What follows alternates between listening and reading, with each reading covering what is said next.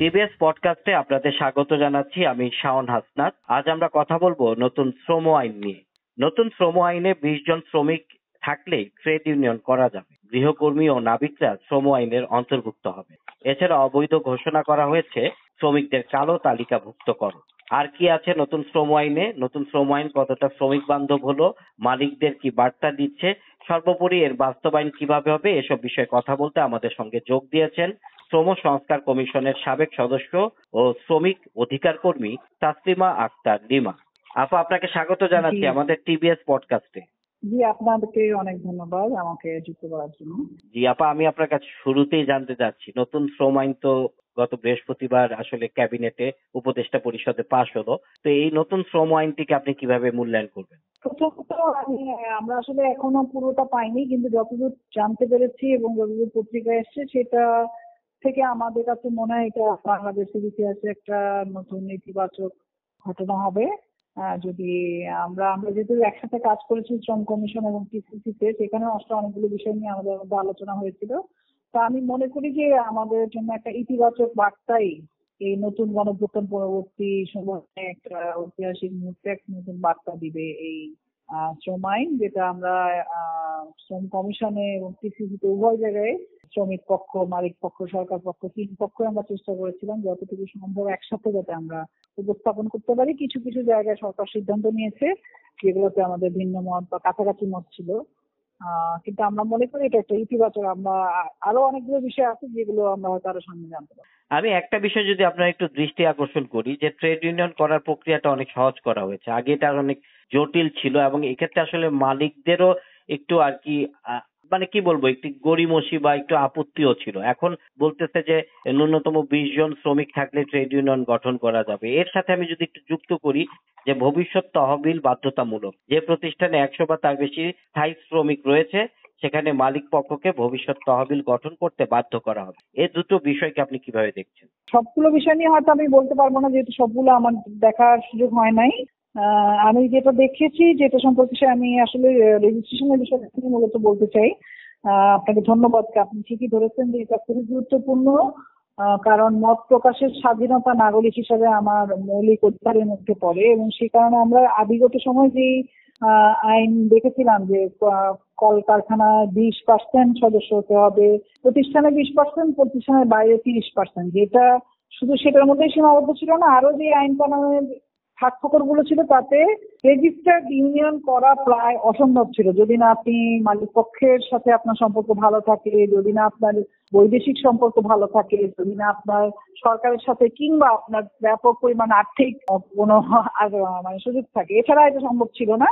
কিন্তু এবার যে 20 জন শ্রমিক হলে সংগঠন করার অধিকার পাবে, এবং সেরকম ট্যাগ পদ্ধতি করা হয়েছে 20 জন থেকে 300 জন, 20 জন, 301 থেকে 500 পর্যন্ত 40 জন, এরকম প্রায় 4টা স্ল্যাবের মতো করা হয়েছে, যেটা আমরা মনে করি যে একটা ইতিবাচক দিক। আমরা একই সাথে বলেছিলাম যে শ্রমিকের সংজ্ঞাটাকে সম্প্রসারিত করতে। এখানেও আমরা দেখছি যে মানে এই গৃহ শ্রমিকদেরকে যুক্ত করা হয়েছে, যেটা দীর্ঘদিনের দাবি ছিল। তো এটা আমি মনে করি পজিটিভ ব্যাপার। বাকি আসলে সবগুলো আমরা দেখার সুযোগ হয় নাই।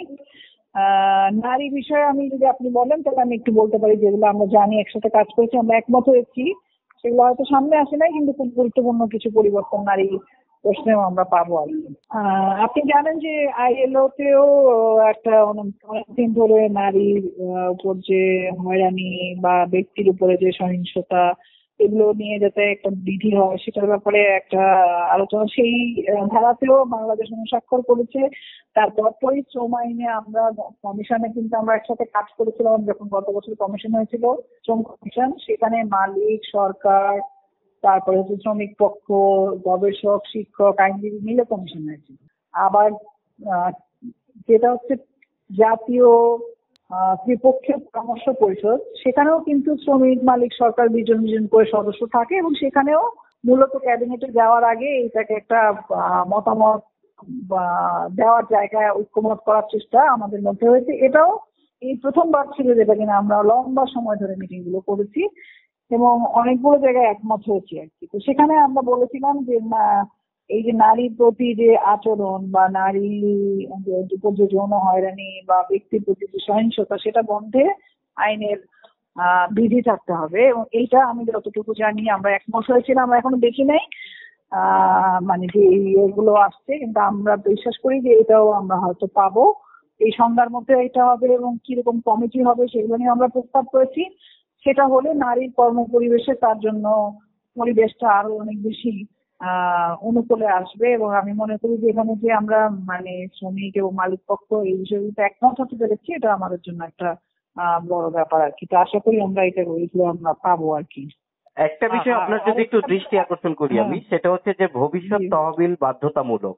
মানে যে প্রতিষ্ঠানে 100 বা তার বেশি স্থায়ী শ্রমিক রয়েছে সেখানে মালিক পক্ষকে ভবিষ্যৎ তহবিল গঠন করতে বাধ্য করা হবে।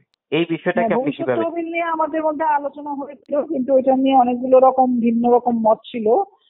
তো ফলে ওইটার ডিটেইলটা আসলে এখন পর্যন্ত আমাদের কাছে মানে আমি ওটা হয়তো দেখে আপনাকে বলতে হবে। কিন্তু আমার মনে হয় যে সেই শর্তগুলো কেমন হবে, সেগুলো কিভাবে হবে, সেগুলো আরো সুনির্দিষ্ট করা জরুরি। ভবিষ্যৎ তহবিল তো জরুরি, কিন্তু ভবিষ্যৎ তহবিলটা বাধ্যতামূলক হবে নাকি সেটা আসলে কারা কিভাবে অংশগ্রহণ করবে, ওই জায়গাগুলো এখনো আমার দেখার সুযোগ হয় নাই। তো ওই বিষয়, ওই ডিটেল গুলো আপনার আসলে আরো আপনাদের করতে হবে, সর্ট আউট করতে হবে।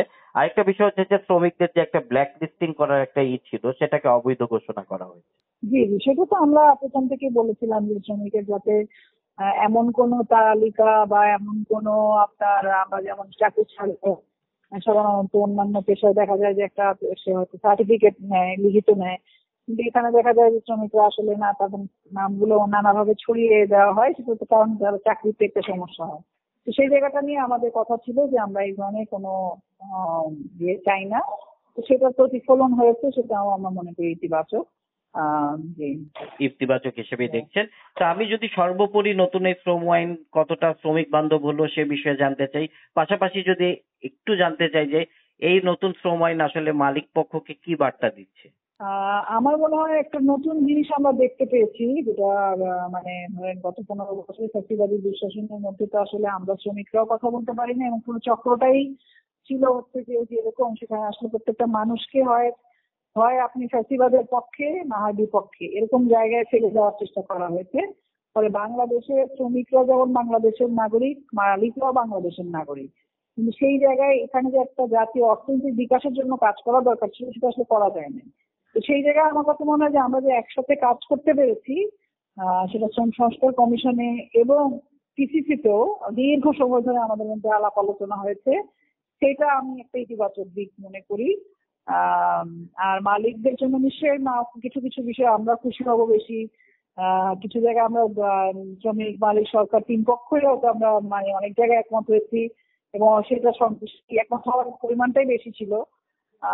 কোনো কোনো জায়গায় আমরা একমত হতে পারি নাই, সেগুলো আমরা সরকারের উপর ছেড়ে দিয়েছি। ফলে এই জিনিসগুলোর মধ্য দিয়ে আসলে আমাদেরকে যেতে হবে, কিছু বিষয় হয়তো আমাদেরকে আন্দোলনে যেতে হবে ভবিষ্যতে। আমরা আমাদের যেগুলো আমরা হয়তো একমত হতে পারি নাই দুই পক্ষই, সেগুলো আমরা আন্দোলনে সেগুলো মানুষের কাছে নিয়ে যাব প্রচারণার মধ্যে। এভাবেই আসলে আমাদের মনে হয় আগাতে হবে, কিন্তু আমরা যে কাজটা শেষ পর্যন্ত করতে পেরেছি সবাই মিলে, এটা আমার কাছে একটা মনে হয় যে নতুন বাংলাদেশে গণঅভ্যুত্থান পরবর্তী সময় তো শ্রমিকের অনেক প্রাণ দিয়েছে। আপনি জানেন যে 2000-এর মতো মানুষের মধ্যে বড় অংশ শ্রমিক, ফলে শ্রমিকের রক্তের উপরেই কিন্তু এই সরকার দায়িত্ব নিয়েছেন। এবং এখানে আসলে আমরা নতুন বাংলাদেশ বলছিলাম শুরু থেকেই, সেই বাংলাদেশটা তো সবার হতে হবে, এবং সেই বাংলাদেশে শ্রমিক থাকবে, সেই বাংলাদেশে উদ্যোক্তাদেরকেও আসলে আমরা নতুন রূপে দেখতে চাই। সেই ধরেন একেবারে আমরা বলতেছি আমরা হয়তো একটা পুঁজিবাদী অর্থনীতির মধ্যে আছি, কিন্তু আসলে আমরা সেই সামন্ত সমাজের মধ্যে থাকতে চাই, সেটা তো আমরা চাই না। আমাদের দেশের শিল্পেরও বিকাশ হচ্ছে, আমাদের মালিকদেরও বিকাশ মানে সেই স্তরে ধাপে ধাপে হবে, তাদের প্রজন্মরাও নতুন আপনি আপনি আপনি বললেন যেটা আর কি শিল্পের বিকাশ হয়েছে, মানে আমি যদি একটু জানতে চাই, বিশেষ করে আমাদের তৈরি পোশাক শিল্প, এটা আসলে আমাদের প্রধান রপ্তানির একবারে মূল অংশ। তো আমরা তো আসলে এই সেক্টরে 2 দিন পর পরই একটা অসন্তোষ, একটা বিষয়গুলো আমরা দেখি, যেখানে হয়তো হ্যাঁ, তো সেটা কি আসলে এই নতুন শ্রম আইনের মাধ্যমে অনেকটাই নিরসনের জায়গায় যাবে? আমরা একটা প্রস্তাব করেছিলাম, সেটা আমরা জানি না কি হবে। আমরা বলেছিলাম যে 5 বছর পর পর মজুরিটা শ্রমিক পক্ষ মালিক পক্ষ একমত হয়েছিলেন, কিন্তু আমরা যেহেতু প্রজ্ঞাপনটা পাইনি আমরা বলতে পারবো না এটা এখন। এটাও আমি পজিটিভ মনে করি, আমরা একমত হয়েছিলাম যে 5 বছর না 3 বছর পর পর মজুরি মূল্যায়ন করতে হবে, নির্ধারণ করতে হবে, এবং জাতীয় ন্যূনতম মজুরি জন্য মানে একটা দেশের যাতে ন্যূনতম মজুরি থাকে সেটাও নির্ধারণ করতে হবে। এই প্রস্তাবগুলো কিন্তু আমরা মানে কোনটা আমরা শ্রমিক পক্ষ থেকে দিয়েছি, 3 বছরের পর যেটা আমরা সেটা শ্রমিক মালিক একসাথে আমরা দিয়েছি, সেগুলো ছিল।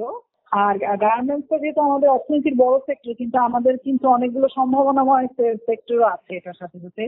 ধরেন আমাদের শিপিং আছে, আমাদের লেদার আছে, আরো মানে যাতে দেশীয় অর্থনীতিটা বিকাশ হয় সেগুলোর জন্য আমাদের চিন্তা করতে হবে। কারণ আমাদের শ্রমিকদের বড় অংশই কিন্তু প্রাতিষ্ঠানিক শ্রমিক না, প্রায় 8 কোটি শ্রমিক আছে, যাদের মধ্যে 85% হচ্ছে মানে শ্রমিকের আওতার মধ্যেই এখন আমরা আনতে পারি। অপ্রাতিষ্ঠানিক খাতে কাজ করে যারা। হ্যাঁ, অপ্রাতিষ্ঠানিক খাতে কাজ করে বা তো সেই জিনিসগুলো কিন্তু আমাদের মধ্যে আলোচনা হয়েছে। তো সেইটা আমার মনে হয় যে আমাদের কিছু জায়গায় নিশ্চয়ই কিছু জায়গায় সবাই আমরা সব বিষয়ে 100% খুশি হব না, এটাই তো হয়তো হবে, কিন্তু আমরা অনেকটা জায়গায় যে একভাবে কাজ করেছি সেটার সাথে কিন্তু আমাদের এই অর্থনৈতিক হিসাব নিকাশগুলো করতে হবে আর কি। এখন তো নতুন আইন হলো, তারপরে বিধি হবে, বাস্তবায়নের বিষয় আছে। তো আপনারা মনে করেন এই বাস্তবায়ন কতটা সহজ হবে নাকি অনেক চ্যালেঞ্জিং হবে? না, কিছু কিছু ক্ষেত্রে হয়তো চ্যালেঞ্জিং হতে পারে, কিন্তু আমার কাছে মনে হয় যে যেটা আমি বলছিলাম আপনাকে বারবার, যে পুরোনো কায়দায় পুরোনো বন্দোবস্তে আর শ্রমিক অঞ্চল পরিচালিত হবে না, এটাই আমাদের আকাঙ্ক্ষা। এই আকাঙ্ক্ষাটা শুধু মানে আমরা আন্দোলন থেকে ঘরে চলে যাবো এরকম যেরকম না, আমরা নিশ্চয়ই আন্দোলনে থাকবো। তেমনি যে এই বিষয়গুলো আমাদের আসলে এটা তো বাংলাদেশটা তো আমাদের সবার, হ্যাঁ, তো সেই সবার দেশের মধ্যে যদি মানে আমাদের জাতীয় অর্থনৈতিক বিকাশের কথা আমি বলি, সেখানে তো নতুন ভাবে মালিকদেরকেও দেখতে হবে। সেই পুরোনো ভাষায় যদি তারা শ্রমিক আন্দোলন দমন করতে চান, শ্রমিকের নীতি এমন করে ভাবে করতে চান যেটা আসলে শ্রমিককে সংগঠন করার অধিকার দেয় না, সেটা তো তার এই অর্থনৈতিক বিকাশেও আসলে কোনো ভালো দিক হবে না। আমরা আশা করি নতুন উদ্যোক্তারা যারা নতুন প্রজন্ম আসছেন বা নতুন ভাবে যারা এই বাংলাদেশের জন্য চান, তারাও আসলে অনুধাবন করবেন। আর কিছু আমাদের টানাপোড়েন ছিল, থাকবে, এটা আমাদের লড়াইয়ের মধ্যে দিয়ে আসলে সমাধান করতে হবে, এটাই আমি মনে করি। ধরেন আমাদের পক্ষের দাবি যেগুলো আমরা পাই না, সেটা নিশ্চয়ই আমরা মাঠে আমাদের দাবি বত আন্দোলন রাখবো। আমরা মনে করি না একটা ফ্যাসিবাদী সরকারের পতন হওয়া মানে সব বদলে যাবে, পরের দিনই আমরা সবকিছু পেয়ে যাবো। এটা একটা চলমান আন্দোলন, কিন্তু আমরা যতটুকু পেয়েছি সেটাকে আমি মনে করি যে ইতিবাচক, এবং সেটাতে সকলের ভূমিকা ছিল। শ্রম কমিশনের ভূমিকা ছিল, সরকারের ভূমিকা ছিল, শ্রমিক পক্ষের ভূমিকা অত্যন্ত গুরুত্বপূর্ণ ছিল। আমরা একেবারে লিখিতভাবে শ্রমিক পক্ষ মালিক পক্ষ উভয়ই কিন্তু অনেক লম্বা সময় ধরে, প্রায় 1 বছর ধরে আমরা এটা নিয়ে নিজেদের মধ্যে তর্ক বিতর্ক করা, একমত হওয়া, এই জিনিসগুলো আমি মনে করি যে এটা আমাদেরকে এইটুকু পর্যন্ত আসতে দিয়েছে। তার মধ্যে নিশ্চয়ই মালিক পক্ষেরও অনেক জায়গায় আপত্তি থাকবে, বা আমাদেরও হয়তো অনেক জায়গায় আমরা মাতৃত্বকালীন ছুটি আমরা 6 মাস বলেছিলাম, সেটাকে আমরা দেখলাম 112 থেকে 120 দিন হয়েছে, এরকম আমরা শুনতে পাচ্ছি। তো এগুলো কিছু জায়গাতে আমাদের অসন্তোষ আছে, আমাদের যেমন অসন্তোষ আছে তেমনি নিশ্চয়ই মালিক পক্ষেরও অসন্তোষ থাকবে। কিন্তু এইগুলো আমরা মনে করি এগুলো এক একটা আন্দোলনের অংশ, মানে কেবলমাত্র আইনি লড়াই না, মাঠের লড়াই, সাংস্কৃতিক লড়াই, এই সমস্ত কিছু লড়াইয়ের মধ্য দিয়ে আমাদের আসলে শ্রমিকদের এই সব বিষয়গুলো আসলে একটা জায়গায় আসবে বলে আপনারা আশা করছেন? এবং রাতারাতি হবে না, কিন্তু যতটুকু হয়েছে সেটা আমি মনে করি অনেকটা একটু মানে আমরা এই গণঅভ্যুত্থানের কারণেই বোধহয় সেটা আমরা করতে পেরেছি আসলে। জি আপা, আপনাকে অসংখ্য ধন্যবাদ আমাদেরকে সময় দেওয়ার জন্য। জি, আপনাকে অনেক ধন্যবাদ আমাকে যুক্ত করার জন্য।